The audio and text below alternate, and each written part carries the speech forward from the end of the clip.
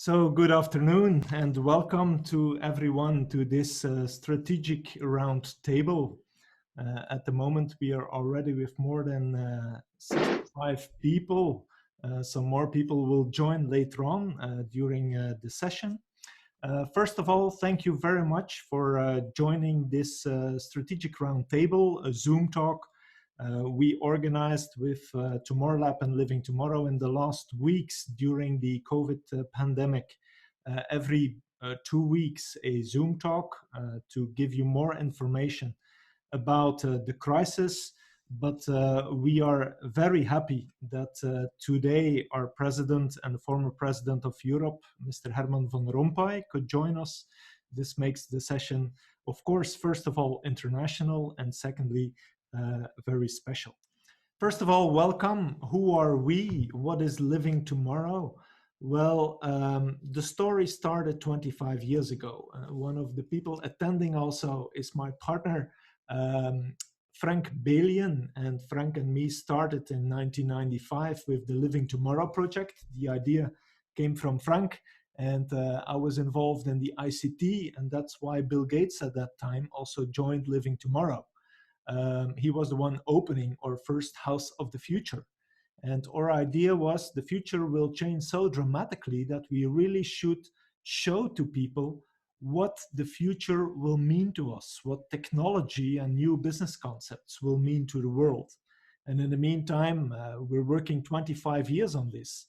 And it's still our mission to create a kind of vision on how we will live and work tomorrow. And I think more than ever, this mission is very useful because this is a time full of uncertainties, full of change, full of new technologies. And it's so important that we not only tell people about what's going to come, but we give them also an opportunity to go in detail and to experience what the future will look like. It's like a kind of future market institute.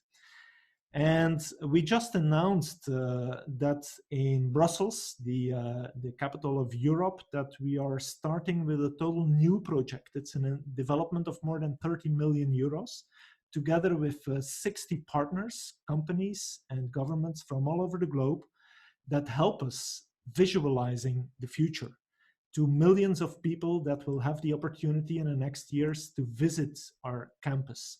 Now, the 5 regions that we will show is everything related to the consumer and the smart home and the services that we will see happening over there. What does IoT mean for the house development? What does driverless cars mean for this, and so on? Secondly, logistics and mobility. Third, very important, healthcare of the future. The fourth one is smart buildings and infrastructure. What does, for instance, a smart building, what does it mean? What does it take to develop one? And what can we get out of it? And what is the development in smart cities and smart industries, smart manufacturing?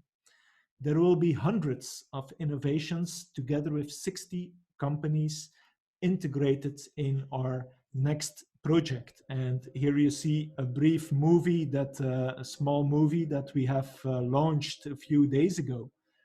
About the new project, the Innovation Tower and the Innovation Campus that we will develop in the heart of Europe. And in less than 2 years' time, it will be open to public. The new building, the existing building, is already open. And I think many of you already visited us. And you already see a lot of demonstrations about future innovations and future technologies. 60 companies are collaborating with us, amongst them Daimler, Mercedes-Benz, Miele, ABB, and many, many others. Please go to our website if you want to have more information about that, livingtomorrow.com. Now, important for today, Living Tomorrow started also a company that advises governments, organizations, and commercial companies to look towards the future and how to do that, to help them develop business models. So in the 8 form that you see, the infinity form on the screen here, the left side is Living Tomorrow, that's experiencing and getting feedback from the market about the future. And the green one is vision and implementing, helping companies to implement these new strategies and new business models, new technologies all over the globe. And that's what we do with more than 80 companies and governments at this moment. And these are some of the questions that maybe also you have. How do I rethink my business model for tomorrow? How can I make my company or my government, my city more resilient? What opportunities are there to seize right now? And what are the client expectations of tomorrow? A lot of uncertainty questions. I'm not doing this alone together with Yin, but there are many people. Our total team is 70 people. There are 40 people dedicated to the advisory and consultancy. And we do many of these things non-profit with governments, with healthcare institutions, to help look towards the future and change the world the way we live in. That was how we started 25 years ago. So that as a brief introduction of who we are and what we do. Now, as said, in the last months, every 14 days out of TomorrowLab, the advisory part of our group, we had a Zoom talk every 2 weeks, and we helped companies and people who attended to look towards this crisis. It's something that most of us think we had not foreseen, although some of the scenarios that were drafted were also incorporating a scenario of the future where things like this could happen. First of all, let me give you a little introduction. The ones who come from Mars have not heard about COVID-19, I think, in the last months, but COVID-19 is a global crisis. It's a pandemic. It's it's the first pandemic that I know in my life that is really so broad. And there are more than 8.4 million cases globally. There are more than 452,000 victims at the moment. And there are today more than 5 countries who have more than 500 deaths a day. Brazil, US, Mexico, India, and Chile. Now, also Peru, Russia, and UK are suffering a lot. And we see this pandemic really flowing around the globe. More than 213 companies are infected. Now, what we have done with our scenarios is that we looked at the major uncertainties. There are many of them. You see them on the left side. And we ranked them towards uncertainty and impact. And there are 2 very important uncertainties. It's the virus, first of all, and secondly, the economy. How will this evolve in the next coming weeks, months, and years? No one has a crystal ball, so no one can really give us the definite answer. And that's how we look at scenarios. So we have put the economy in the vertical axis and the virus in the horizontal axis. And if you look to the extreme worlds where we could end in, you see them here. So we call it world number 1, 2, 3, and 4, where the recession is light or the recession is very deep, let's say depression. The virus gets worse. That's the second wave, third wave, and more. And we do not respect social distancing. So there's a lot of things that could happen. On the right side, the virus, we're getting better. So we have the virus under control. And then you have 4 different worlds where we see a lot of uncertainty is. I'm not going in detail, but if you want to have more information about this, please drop me a quick note or an email, and I'll send you the scenarios more in detail. As you can see here, the future, depending on how the economy evolves and how the virus evolves, will go into a V recession, very short recession, a W recession, as we call it. That's for every lockdown that there is an economic slowdown, that it's different. The U recession is like a V recession, but it takes longer, 2 to 5 years until recovery. And let's hope we'll not go towards an L recession. That is really a depression that can take 5 to 10 years.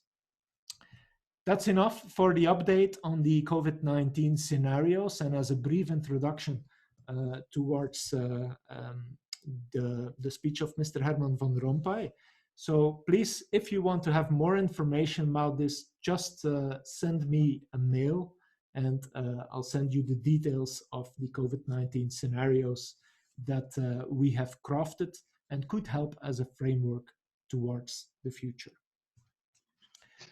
But let me now introduce our president of the advisory board, the roundtables that we have at TomorrowLab. As told, we started Living Tomorrow and TomorrowLab 25 years ago. And we were very lucky in the mid-2000s that our former Prime Minister, Jean-Luc Dehaene, had a warm heart, let's say, towards the project. And he was involved as our president at that time, but he passed away in 2013. And we thought it's impossible to have someone who is looking towards the future and looking so brilliantly towards the different things that happen in the world than he did. But we were introduced to our European president at that moment, Herman Van Rompuy. And I'm very grateful until today that at that time he said, well, what you do as a company is very interesting. Looking towards the future is something we must do.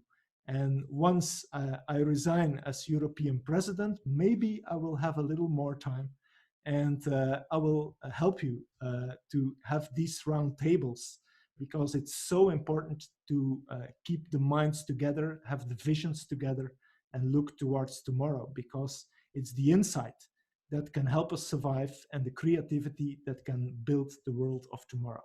I would like you to introduce to Mr. Herman Van Rompuy.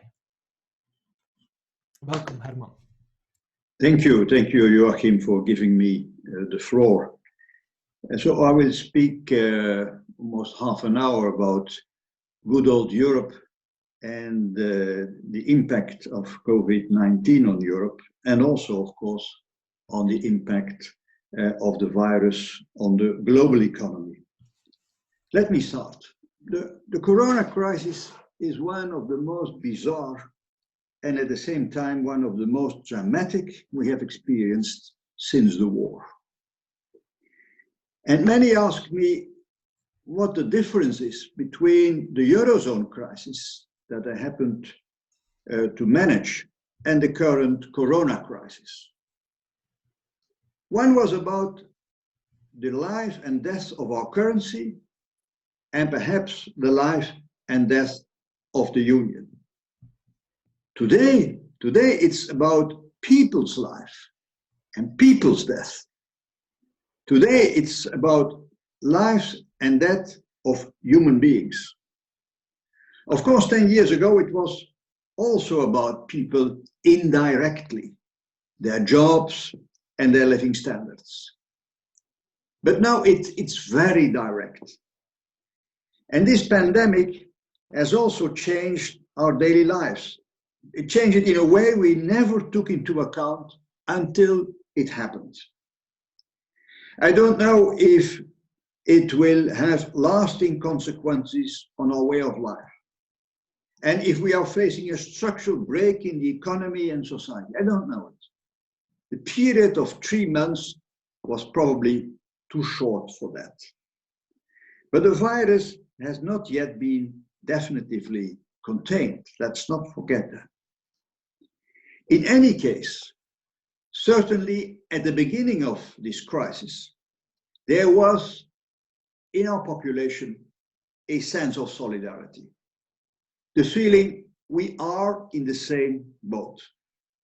There was a strong discipline to abide by the strict rules, also because people were afraid. I come back on this word, afraid, fear, later on in this introduction.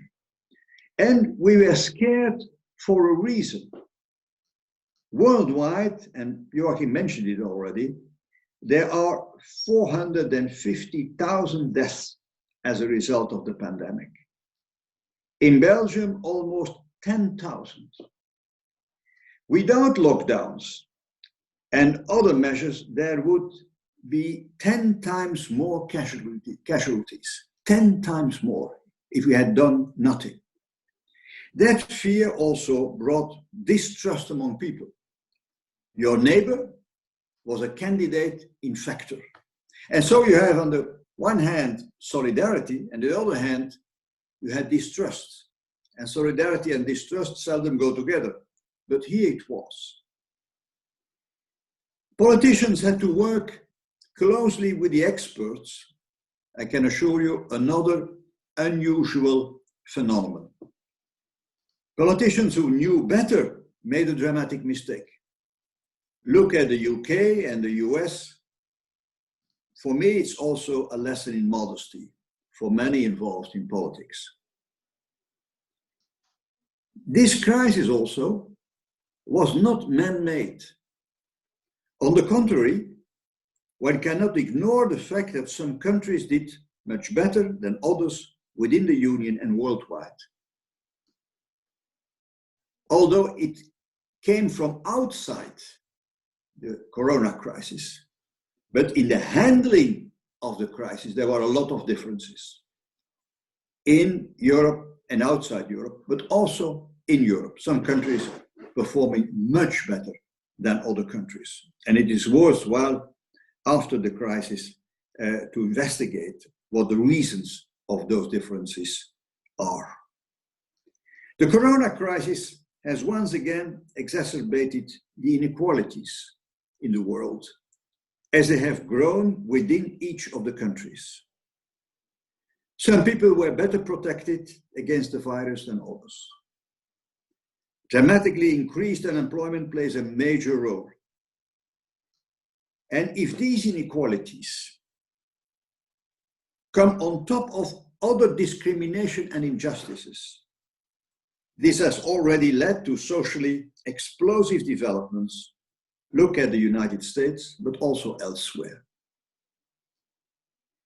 So this corona crisis has exacerbated existing inequalities.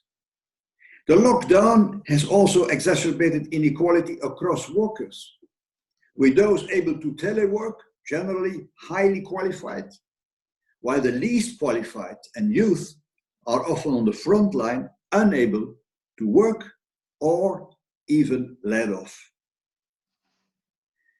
Fortunately, it's another consideration. Fortunately, people were often cared for in the same way within most European countries. At least that was the case in my country. They all received the same treatment if they got ill.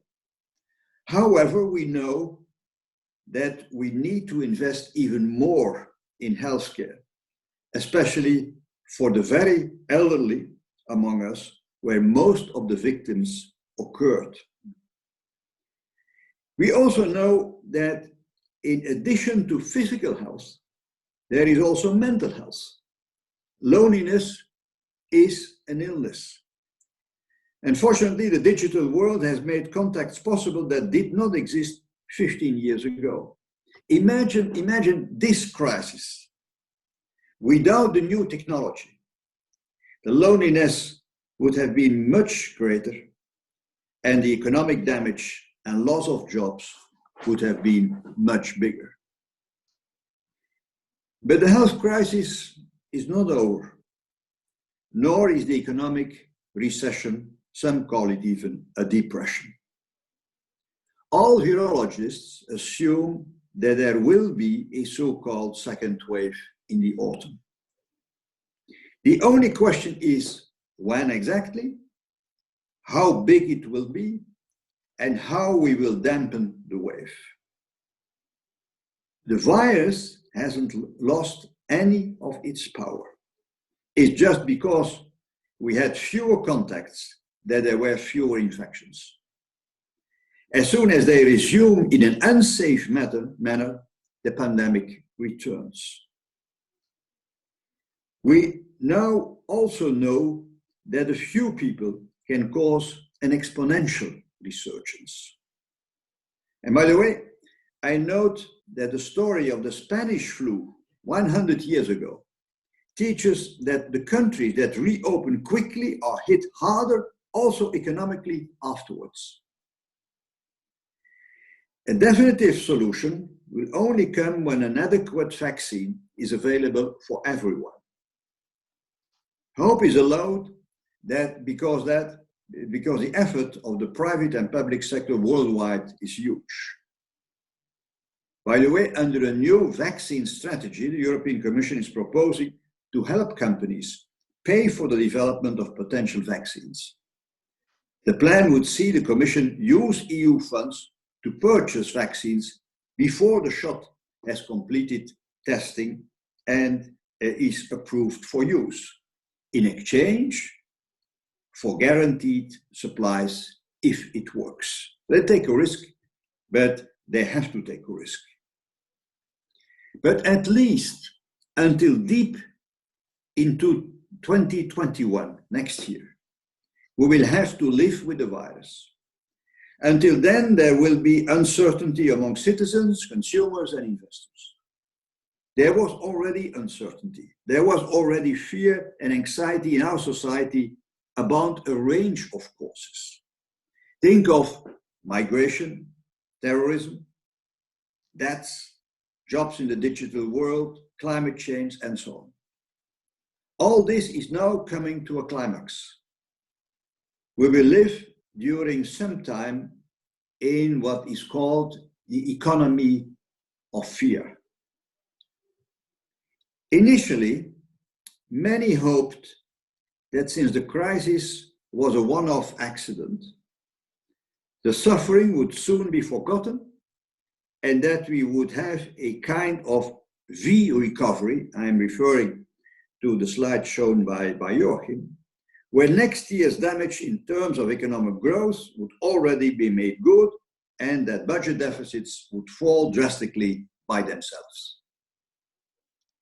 There was a V recovery on the stock market, but there is a disconnect between the real economy, with the real economy. Nobody believes or hopes that quick recovery anymore.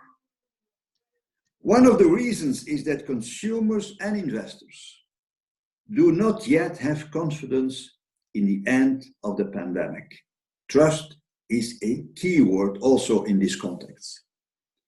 It does not help to increase global purchasing power because it may be feared that the propensity to save may increase by half, according to the European Commission.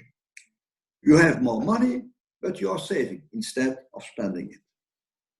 For social reasons, one must protect the purchasing power of the most vulnerable in society, but the relaunch by a general increase in incomes is pointless, precisely because there are and will be great precautionary saving. The Belgian Central Bank notes that households' disposable income will not decrease in 2020. That has never happened during a crisis. So we have a stable purchasing power in this country, and I think we are not the only ones. Again, only a vaccine will dispel the fear. A V movement is also not possible because we are only at the beginning of the economic damage to companies. Some were temporarily kept alive by government measures, but that is not enough for quite a few. The companies that were already in dire straits before the corona crisis and were dragging on a high level of debt will not be able to make it in the event of a too slow recovery. The governments cannot save everyone. And the organization, the Paris-based organization, the OECD, said that, I'm quoting now, those sectors affected by border closures and those requiring close personal contact, such as tourism, travel, entertainment, restaurants, and accommodation, will not resume as before. This will affect potential economic growth in the coming years. And that potential economic growth was already lower in the years prior to the corona crisis than it was prior to the financial crisis. The World Bank said that this global downturn will be the fourth most severe in the last 150 years. And again, the OECD is stating by the end of 21, the loss of income exceeds that of any previous recession over the last 100 years outside wartime. I have not to convince you about the seriousness of this kind of recession. The economic downturn in the world economy is also unprecedented. It's -6%. The recession is a global phenomenon, which was not the case in the financial crisis.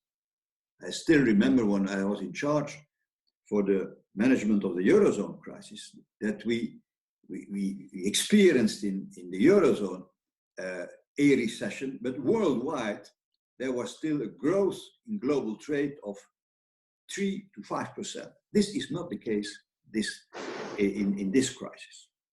The recession, as I said, is global. In a way, it's symmetrical and thus much deeper. In the Eurozone, on average, our recession is more than -9%.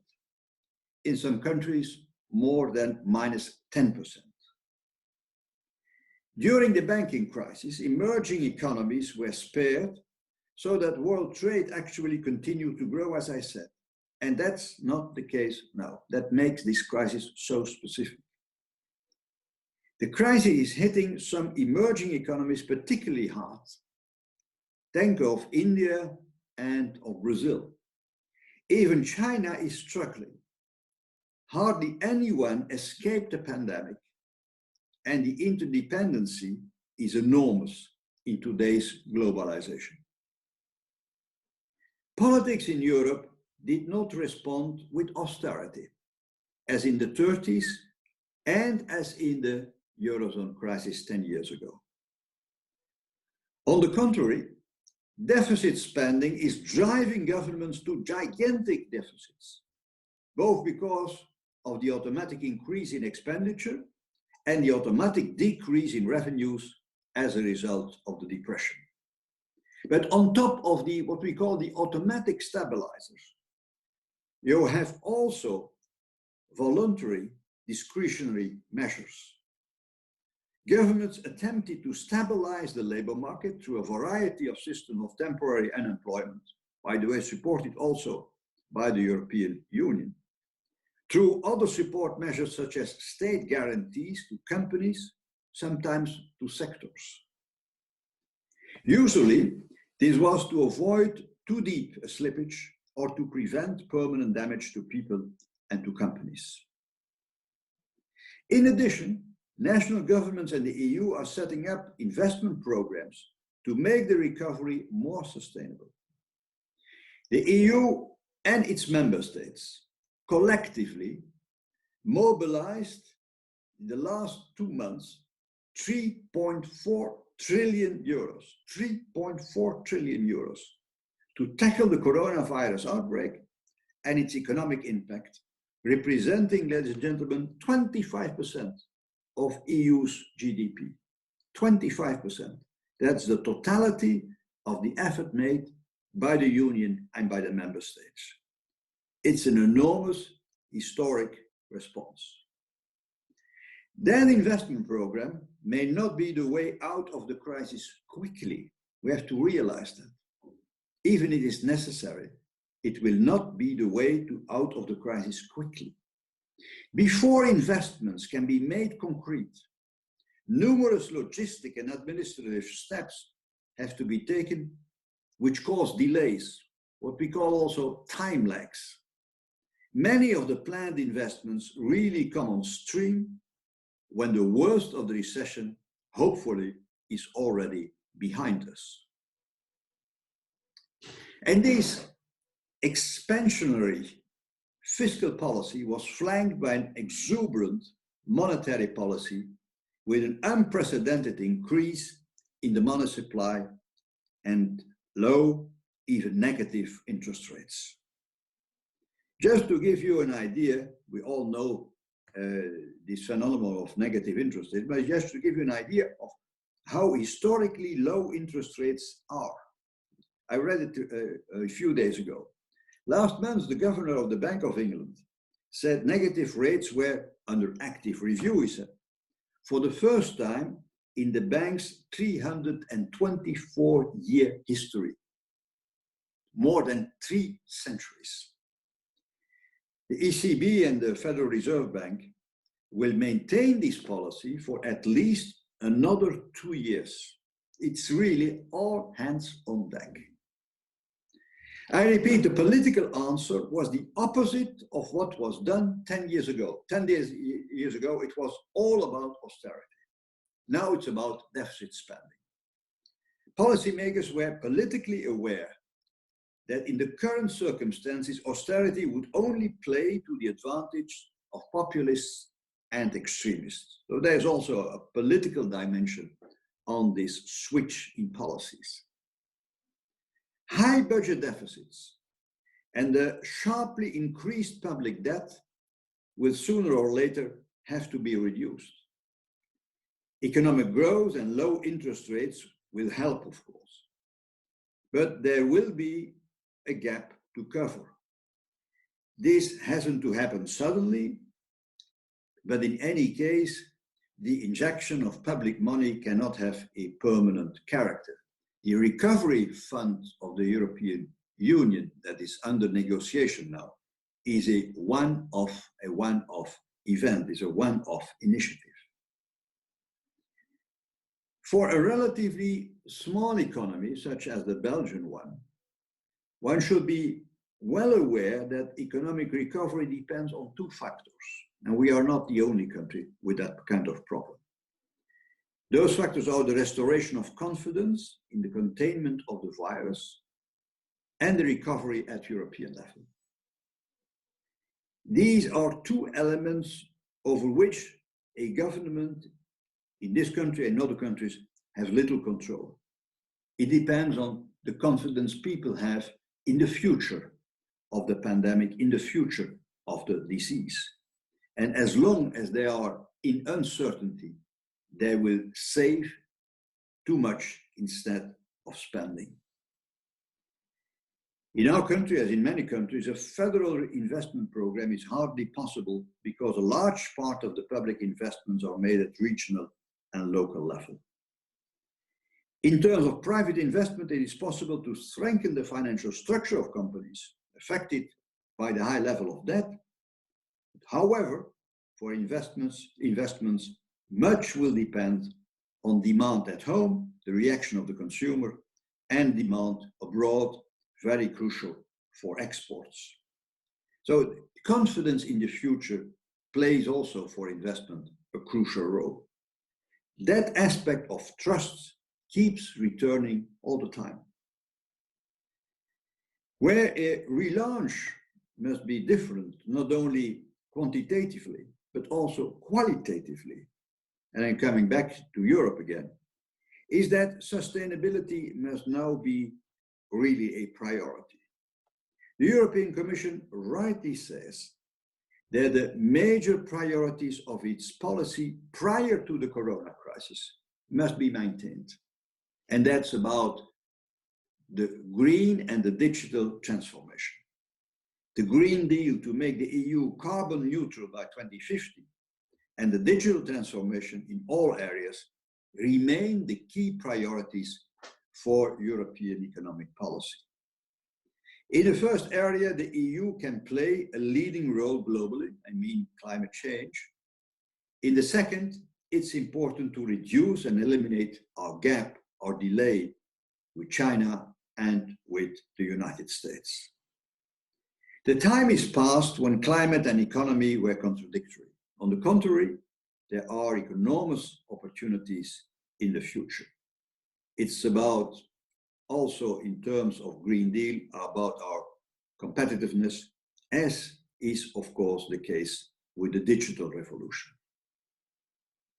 We need to invest even more in research and innovation at all levels of governance, even in the midst of the pandemic.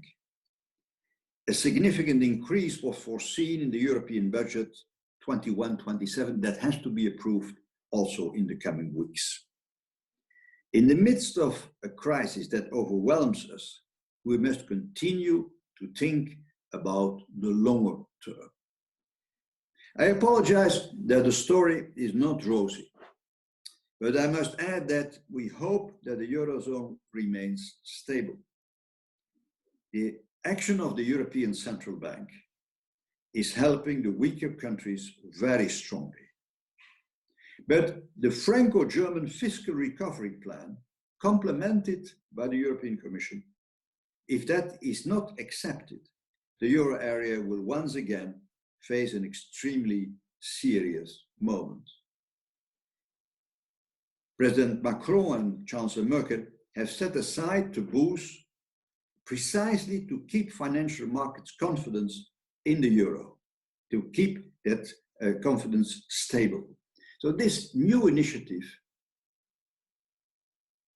this package of 500 billion of grants, gifts, transfers, is not only aimed to let the economy recover, it's also a strong signal from the European side that we want to support those countries with high levels of debt, as Italy, Spain, and others. So it's also a clear signal to the financial markets. It's not only about funding a recovery plan, it's also given a signal to financial markets and in the name of the stability of the euro area. Until now, we have succeeded, but it's crucial that we get an agreement on this initiative of the recovery fund in the upcoming weeks. A number of so-called northern countries have not learned much from this crisis and are still telling the stories of the past. It is the countries that have benefited most from the euro and the single market that now threaten to create a major problem. But I'm confident that we, at the end of the day, will find an agreement. The big exception is Germany. Germany, it's very characteristic that the debate in Germany on aid to southern countries is now proceeding totally differently from 10 years ago. The country itself, I mean Germany, has given up many taboos internally, such as the budget balance at all costs and states' guarantees to companies. You have to realize that Germany accounts for half of the state guarantees in the European Union. Half of the state guarantees. And it's about enormous numbers that I'm talking. In short, it's another moment of truth in the European Union. Ladies and gentlemen, the globalization of illness started, and that's my second part, it's about the world economy. The globalization of illness started with this pandemic, following the globalization of the economies, of music, of sport, migration, digital platforms, and you name it. Now we are at the globalization of illness. This crisis has also subjected the world to the same regime. I referred to it in the beginning of my speech. Everywhere you see mouth masks, lockdowns, testing, tracing, economic damage, job losses. We are even using the same words. We were and we still are worldwide in the same boat. But that does not mean that we feel together. We are objectively in the same situation, but do we really feel together? Among the major economic players, China, the United States, and the EU in particular, there is distrust. And this is also the case in relations of Western countries with Russia. Distrust. And this lack of trust also exists within the Western camp. I have not to mention the EU-US tensions. And this lack of trust also exists within Asia, between India and China, and there are all many other examples. We must not forget that the period prior to the corona crisis was already an ordeal for the world economy. The trade war between China and the US, which was far from resolved, could even continue, if only because the relationship with China is a theme in the presidential campaign. For me and many others, it's a pointless war, this trade war, all the more because it also damages the American economy. China needs to review a number of trade and investment practices, but the tariff war will not bring a solution any closer. Mutual rivalries, nostalgic nationalism, and the attempts of destabilization via the cyberspace play a major role. And the corona crisis has increased this, I call it, global distancing between these global actors even further. I'm, of course, alluding to the social distancing. We have also a phenomenon of global distancing. This didn't give rise to new potential military conflicts. I'm not afraid of that. But it is an obstacle to jointly tackle the major problems of our time, such as climate change, inequalities, and economic prosperity. All this at a time when, rationally speaking, I know I'm old-fashioned when I speak about rationally speaking, international cooperation is more necessary than ever. And besides that, there is Brexit. We are heading, keep our lucidity, we are heading for a hard exit from the single market with the introduction of customs control and tariffs from the 1st of January 2021. In the midst, you can imagine, of the corona crisis. It's literally incomprehensible and anti-economic. Even though the damage here will again hit the British themselves, the impact in a number of Western European countries will not help the recovery. So the consequences of populist policies on health and economy are great and a real weakening for the West. We have our problems in Europe, but when I look at the UK, it has the largest collapse in 300 years, economic collapse, and one of the highest numbers of corona deaths, relatively speaking, of course. Its public deficit is nearing 17% of GDP. And in the US, the corona policy is as catastrophic, and the deficit is approaching 20% of GDP. So for me, and I close this parenthesis on Brexit and related topics, there will be no de-globalization. I don't believe that in that kind of words, of concept. But the high point of globalization of trade and investment is certainly over. Companies will rethink their supply chains in order to avoid the risks of unilateral dependence on a single supplier. There is also a new word, there's an old word, reshoring. We were much more familiar with the other word, offshoring, where the process of manufacturing goods overseas was put at the forefront in order to try to reduce the cost of labor. So now we are speaking about reshoring. Reshoring has become a topical theme at the level of nations also, in order to counter excessive dependence in strategic sectors. And the big question, one of the big questions for Europe is, how can the Union protect itself against unfriendly takeovers and unfair competition? How can we protect ourselves better without falling into protectionism? The EU continues to believe in multilateralism, but it should not be the only one in the world to do so. And there's a new awareness in Europe, a new awareness that we have to become much more sovereign, much more autonomous, less dependent in key sectors of other global players.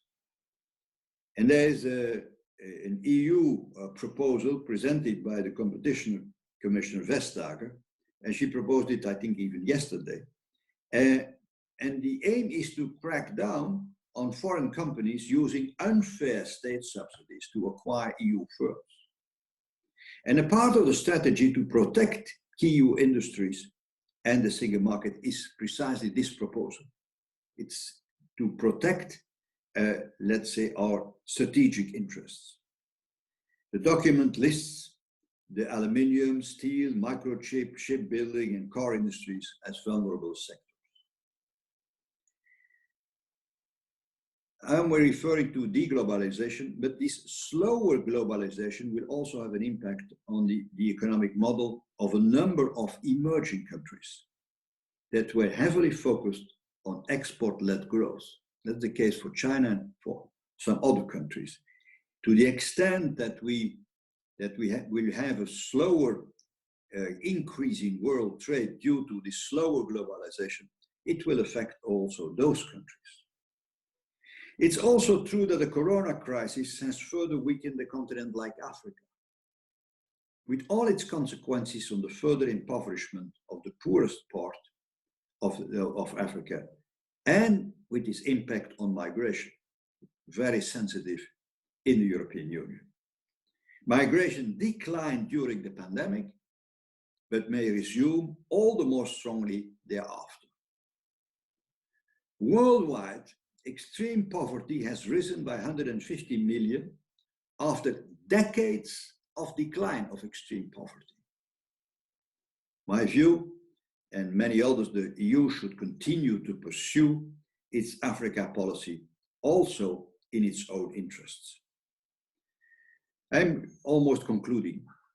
Generally speaking, in the future, the world will have to deal even more with exogenous developments, such as climate change and pandemics. The devastating fires in Australia and the COVID-19 pandemic teach us that the exception is almost becoming the rule. So the crisis is coming from outside. Crises are not just endogenous, as the Eurozone crisis or the banking crisis, specific to our individual economic, political, and societal systems. So this is completely new. Disruptions are not just technological, like the digital revolution. Disruption exists on all levels. It will make our populations even more anxious and insecure. Vulnerable to reason, that's a question. After traumas of the last few months and years, or susceptible to emotions. Reason or emotions. Long-term or short-term. Stability or adventure. I mean adventure led by populists and extremists. Solidarity or tribalism. How to prepare for a new crisis if there is no more solidarity in society, or not enough solidarity, and there is not enough political courage at national and European among leaders. These are the main questions. How to turn fear into hope. That's the key challenge for the years ahead. And our future depends on the answer to those questions. That concludes my remarks, my introductory remarks. Thank you so much for your attention.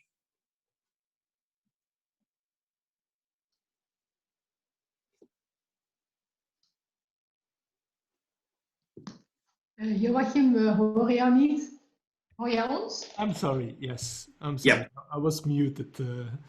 Thank you very much, Mr. Van Rompuy, for these insights. Especially the globalization of illness is something that I will absolutely remember, because I think that's really a milestone. We had lots of questions here. Let me start immediately. All the questions come from all the people who are attending. Maybe let me ask you some of these questions to get started with, together with Yin. The first question, and I see she's here, from Naomi Pa from Medtronic from Denmark. She asks, will we see future scenarios where made in Europe and made in US will become more dominating, more dominant? What is your view on this? Yeah, a few years ago, it's in the Obama period, it seems already a long time ago. We were negotiating with the United States a free trade agreement. I don't know if you remember, we called it at that time the TTIP negotiations. Not always very popular inside Europe, as in the United States, but leadership is also to do things which are not popular immediately. So I think we negotiated during 2 years. Of course, with the new president, it was almost stopped immediately after his entry into office. But the aim was to have common standards in goods and in services. It had to be a difficult exercise to come to common standards so that we could in some way impose those standards on the rest of the world. It was a brilliant idea, an extremely ambitious idea, but it failed. Even if with a new president in the United States, it will be very difficult to pick up that idea again and to start renegotiating it. At least not with the same ambition as we had a few years ago. So this joint effort of having an American European standard for the rest of the world economy is not completely gone, but as I said, it will not have the same level of ambition as in the past. For Europe, we have our common standards, social standards, ecological standards, standards for food safety, and of course, that's part of the European brand. And that makes also the negotiations, for instance, with the UK these days so difficult. Because we are telling our British friends, our British partners, yeah, we want to open our market free without any tariffs and without any quota. But it has to be on conditions that we are trading as equal partners. We have to respect what we call the level playing field. So you also have to respect the same standards, high standards, in all those areas, in ecology, the social, food safety, as we have, by the way, as we have elaborated together before Brexit. And this is made in Europe, so to speak. And for them, it's very difficult, not for economic reasons, but for reasons that are political, in the sense that they said we want to have our own standards. We want to get control over our own economic policy, and because we are again independent, the sovereign nation. And our position is we respect what you are doing. The only thing is, when you want to trade with us, it has to be on conditions that we can accept, so that we are not, and we will not lower our high standards. That's a very unfortunate situation. I hope that we can solve it. I'm not that optimist about the future in our relationship between the EU and the UK. Thank you, and also Naomi, thank you for this question. Yin? Yes, I have here a question of Davy van der Vijver. She is CEO of Flow Pilots, and she is also in the call. Davy, thank you for being here. And the question is to you, Herman. What is your vision on the subsidiarity of authorities in Europe post-COVID? And should we enforce a more unity in Europe? Yeah, I think that I understand the question, and people haven't realized in the beginning of the corona crisis that Europe simply is not competent for health. It's not competent. So I had many reactions in the beginning of the crisis, people talking to me and said, yeah, why do we have a different regime in the Netherlands, where at the beginning the restaurants are still open, and why we are have this strict regime in Belgium. Where is Europe? Where is Europe? And I have to say, Europe is not a superstate. Those who are reproaching us that we are a superstate. We are simply, as a European Union, not competent for health issues. We can encourage cooperation between countries. Even if the EU is not competent, we can encourage them to cooperate, starting from their national competencies for health. But this didn't work at all. And so there was this feeling that Europe was absent in the beginning of the crisis. Afterwards, they switched their attention to the economy, and then you have all those initiatives on the recovery fund and so on and so on. But in the beginning, we had not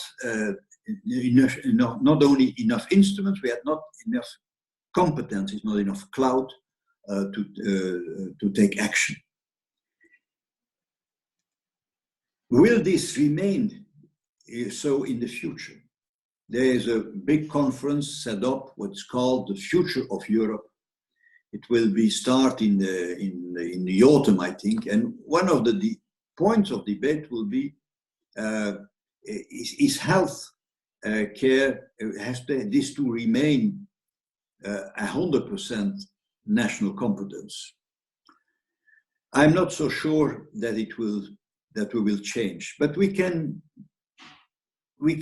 take initiatives so that the European Union, even if it is about health, can be much more competent, but then with a crisis competence in general. That they can in some way act more quickly also in a health crisis, because it is a general crisis. So we can link competences for the EU as an EU more to crisis situations than to health. I don't know if I explained myself very clearly, but it's a way to intervene, but more related to the crisis management than to specific healthcare. But that is to be discussed. This is one of the main points for this conference for the future of Europe. What the European Union now is doing also is to use its competences, and they are real, in research and development. And for instance, they took initiatives in the last days on supporting companies in the development of vaccines. And in exchange of this development aid, they say, we want then have access for all Europeans on the results in terms of vaccine, the results of this research and development. Other initiatives were taken by member states, by the way. France, Germany, I think the Netherlands, I think that even that Italy was also involved in. They also have similar initiatives. So that's very unfortunate that you have an initiative coming from the Commission, and they are raising funds for that specifically, and they have already 10 billion. And there are also initiatives coming from the member states. So this is another way to enter into the health sector via research and development. But the ultimate aim is not only to overcome the COVID-19 crisis, but also to provide to all Europeans, if we are successful in setting up this vaccine, to guarantee to all Europeans access to that vaccine.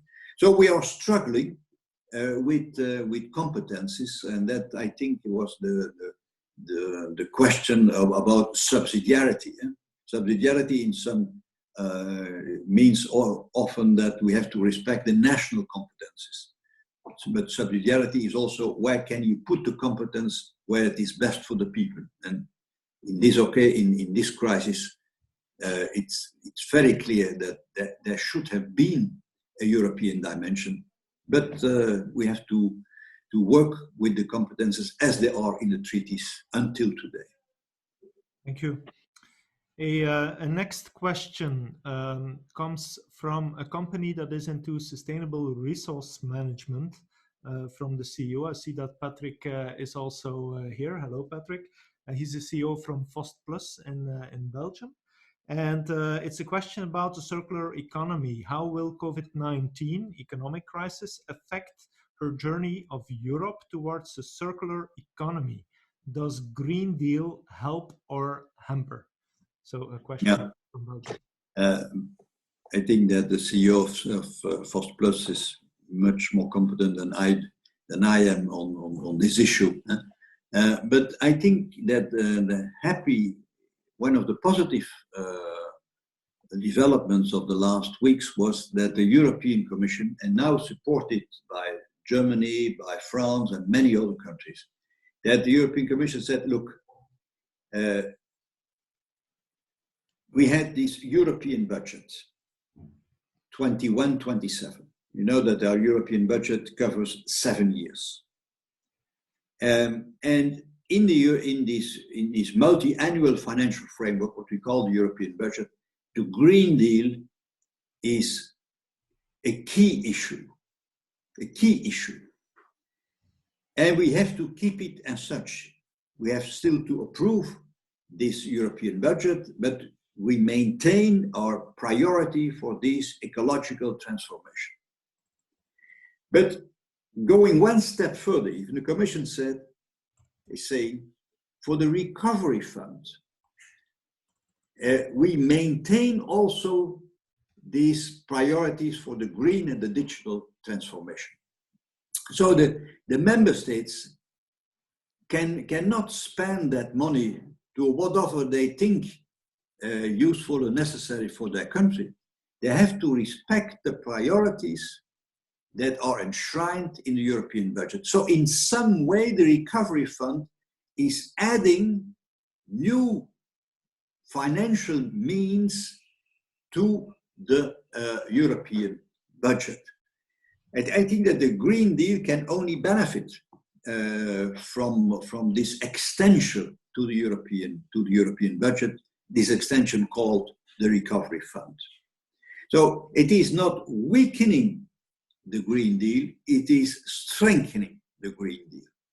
And that's why I said in my introduction that in the midst of a crisis, and God knows that you are focused on the short term in a crisis, we have always to keep the longer term perspective. And that's what's happening today. So when we're speaking about economic recovery, it's not the style of economic recovery of the past. More roads, more harbors, and all those interesting and necessary infrastructure. But we have to prepare also the future. We are speaking about the future all the time in TomorrowLab. We have to think into the future. And the future is digital and the future is green. So on your question about the circular economy and the Green Deal in general, those priorities are not only maintained, they are reinforced. And I'm very happy that we have that kind of vision instead of only a very short-term focused crisis management. Okay, thank you. In the meantime, I also got a short message from Hande Bozatli, the honorary president from the Assembly of European Regions from Turkey, who says, being a medical doctor, I think it's very difficult to achieve the right vaccine. Maybe it will be more an antiviral that seems probable than a vaccine, that in between. Thank you for this. Yin? Thank you, first of all, for answering the former question, Herman. I see this as a positive evolution, that the new economic recovery is really focusing on the circular economy and on digital, and it's enforcing. So that's really good to hear. I have a question which I really would like to hear the answer on from Peter Somers. He is CEO of the Emeritus Post Dubai, also in the call. And he says, as a former EU president, you know better than anyone, how the monetary and budgetary system works at European level. During this crisis, huge sums of money are being spent by the EU and governments to help businesses and citizens. to what extent is this aid from the EU and aid from the countries that receive it? And will it not increase or indebtedness, or is it aid that does not have to be repaid? Yeah, and that is a key debate. That's a key debate. And the proposal of the French president and the German chancellor, historic proposal, is about 500 billion euros grants. So it shouldn't be repaid, so to speak, by the country itself. It has to be repaid by the European Union as a union. But they are foreseeing that the repayment will take place over a period of 30 years.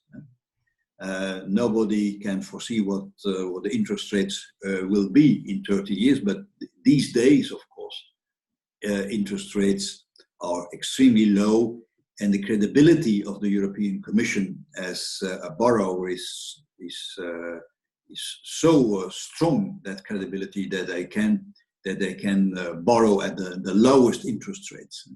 So the repayment of those grants will not have to be made by member states, heavily indebted, some of them, but by the Union as a whole. And this is not a coincidence that France and Germany are proposing that kind of system based on grants. Why? Because if it's only about loans, then countries, and Italy is a striking example, they will become even more vulnerable. Because it could be that at the end of this year, the level of public debt is 150% of GDP, even higher. So if they want to have a stronger recovery, in a longer term recovery, it should be based not on loans, but on financial means that comes from outside. Transfers, grants, as I said, gifts. All those words are meaning exactly the same. So we have to take into account the fragility of some of our member states. And that's why the Franco-German initiative is an initiative based on grants. This is a matter of discussion in the European Union. And not every body in the Union, not every leader, not every country is agreeing with this approach. Some are even strongly opposed to grants and want to focus it unilaterally on loans. It will be, as always, a compromise. And the compromise is already built in the European Commission proposal. After the Franco-German initiative, the European Commission proposed a fund of 750 billion euros, 250 billion loans, and 500 billion grants. We'll see what the final result of the negotiations will be. But in any case, I'm confident personally that we will find that compromise. Of course, now there is a lot of posturing, and the leaders made declarations, and there's a lot of tactics in all this. But we know that if there is no agreement, then we face an extremely difficult situation to handle, also in the financial markets. So in some way, we are condemned to find an agreement. If it is not in one go, in one European Council meeting, it will be in 2 or 3 European Council meetings. Don't forget that the Eurozone crisis, we could only overcome the Eurozone crisis, we could only overcome it in a period of 2.5 years. So we have not that time space now. We have to act much more quicker. I'm happy that the German Chancellor said we have to find it in the summer. I think it's extremely, extremely necessary that we find this agreement in the coming weeks. Otherwise, we will face situations that will be, there is the potential that they will be out of control. So I'm confident that we'll find an agreement, but one of the discussions is grants or loans, but given the high level of public debt in some of the countries, we have to support them in their recovery via transfers of grants. To what extent, loans and grants, that's a matter of negotiation, of discussion. Thank you.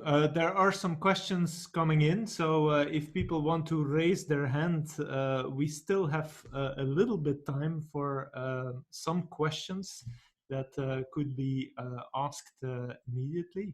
I have first a question from Pascal Clovy. Maybe you can... Let me see if we can, Pascal. And let's unmute. And Peter Somers, he had also a question. Peter. Yeah, thank you. Thank you, Yin, for giving me the floor, and greetings from Dubai. So thanks, Mr. Van Rompuy. Thanks, Living Tomorrow, for organizing this very interesting Zoom call. I have a question for Mr. Van Rompuy. We all knew that a pandemic once would happen. Why was Europe, why was the world, why was the WHO not prepared? And if they were prepared, were these plans so weak or not existing? Yeah, there's a big difference between knowing that something in the future can happen. That's a very general feeling. And a pandemic, I'm not a doctor, as some in the audience, but it can take all kinds of forms. So we know that something can happen, but when it is, first of all, when it's not specific, then it's not so easy to be prepared. And the second is, and then I have to be very honest about this, that how to say it in a kind way. In politics, but it's also the case, I fear, in other parts of our society and even in the economy. People tend only to take action. The abyss in front of them, the back against the wall and the knife to the throat. So we know that something can happen, also in terms of climate change. Something can happen, but what precisely we don't know. And before we take unpopular measures, we have to be on the brink of sometimes a collapse. And then in politics, for sure in democratic countries, you can convince your people to accept very tough measures. Without a crisis, people also tend not to accept measures that are affecting their daily lives. And what we have seen is that democracies, but also authoritarian regimes, were not sufficiently prepared.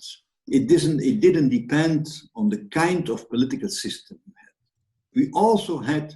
We all had to find answers on the spot. You can tell me, yeah, but you had to foresee more.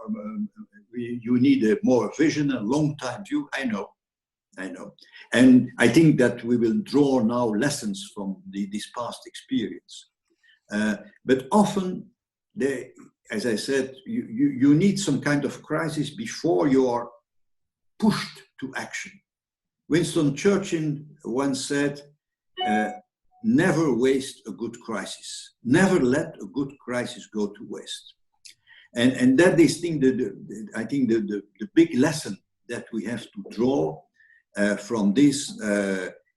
We have now had this experience, how to prevent that we are so weak in our response in the beginning, and that this shouldn't happen again. I give you another example, because this crisis was not a man-made crisis. The Eurozone, to some extent, was a man-made crisis. And a lot of people told us, not so many, but some told us, one day there will be a crisis in the Eurozone. Okay? But when I became president of the European Council, I had to look to the toolbox to manage a crisis, and there was nothing in the toolbox. There was nothing in the toolbox. We are much better weaponed now to face a similar crisis than we were 10 years ago. We draw some lessons from the crisis.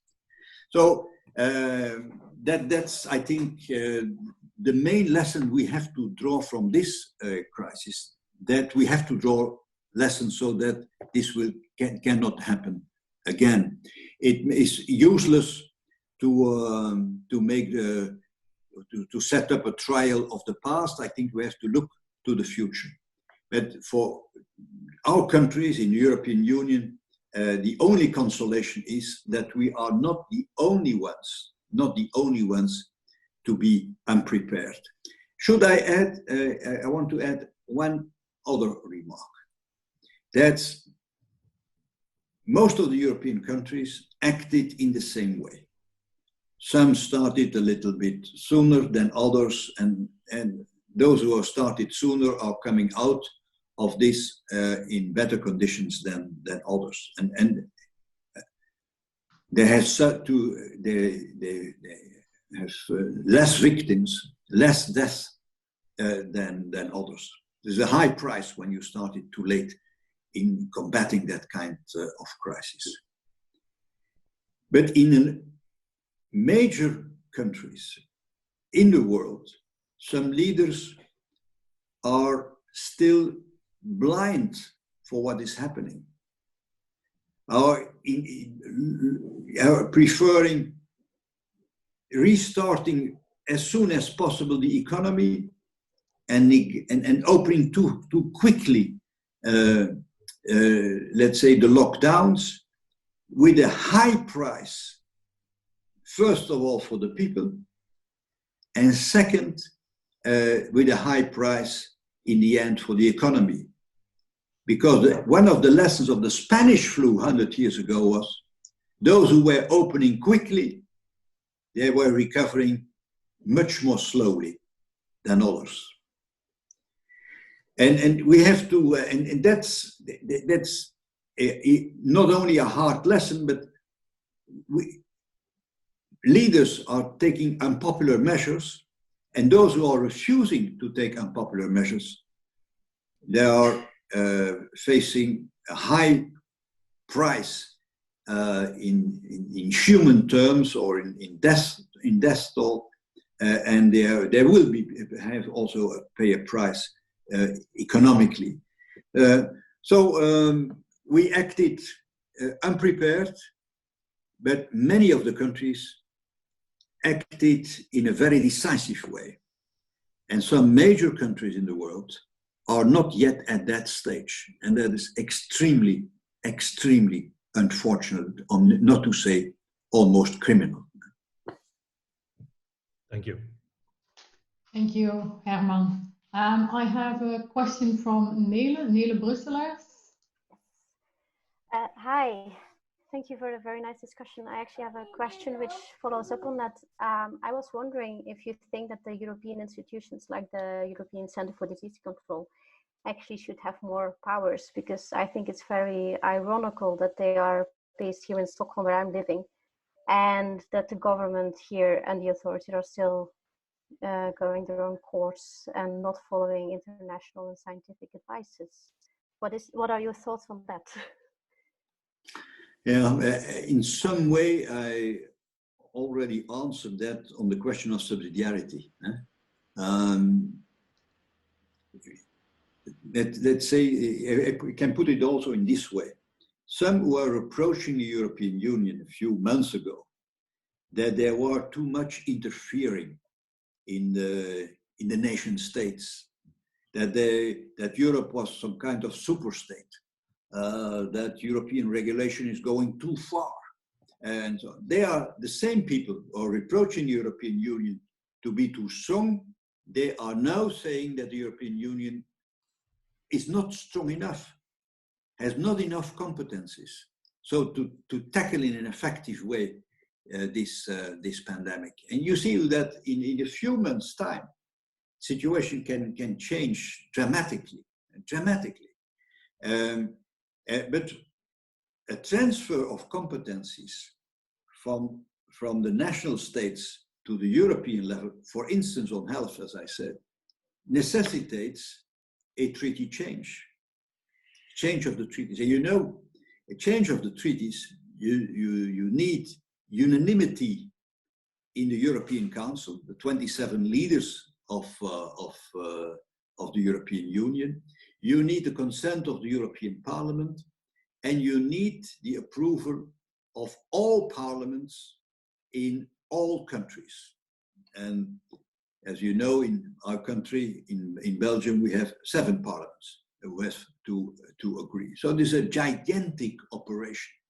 It takes, last time it took 7 years before we changed the treaties. It was an overhaul of the treaties, but even on such a key and very sensitive issue as health, a transfer of competence would take a lot of political energy, a lot of time. So I don't see how that we could manage it. But it's a good example who that people are reacting differently. Those who are opposed to the concept of more Europe are now asking for more Europe. In some way, it's also one of the lessons of this crisis. And that's why if we cannot have more competences of a transfer of competence of health to the European level, then we have to give the European Union, the European Commission, more powers in terms of, as I said, crisis management. And we have to encourage the European Union, the European Commission to use all their indirect competences related to health. And one is, for instance, research and development. And I was referring to vaccine and to the access of all countries to the results of hopefully successful work on a vaccine. So we have to push more whether the European Union can be more relevant in the future, but I don't see that we will have this transfer of competencies from the national state to the European Union in terms of health. Okay, thank you. In the meantime, I got many more questions, and unfortunately, we don't have that much time anymore. Thank you for the last question. That was from Nele Brusselaar. She's professor at the Karolinska Institute in Sweden. So by this, I would like to end the strategic roundtable. So we had the Q&A. If you want to have more information about what I first introduced, so the Living Tomorrow project, you can be part of it because we have many partners who work together with us on this project, looking towards the future, discussing about the future. We call it Where Visions Meet. So if you want to come in contact with us and maybe contribute and collaborate with your organization, of course, the partners who are attending here, they know that we gather very frequently and exchange information. So thank you very much for joining us during this session. Also, a very thank you to our President of the Advisory Board, Mr. Herman Van Rompuy, for sharing his insights and answering all the questions. For a last minute, I'm unmuting every one of you. Bye-bye. Thank you very much. Thank you so much for putting this together. Thank you very much. Thank you. I'm off to. Nice to meet you, Vanessa. I decided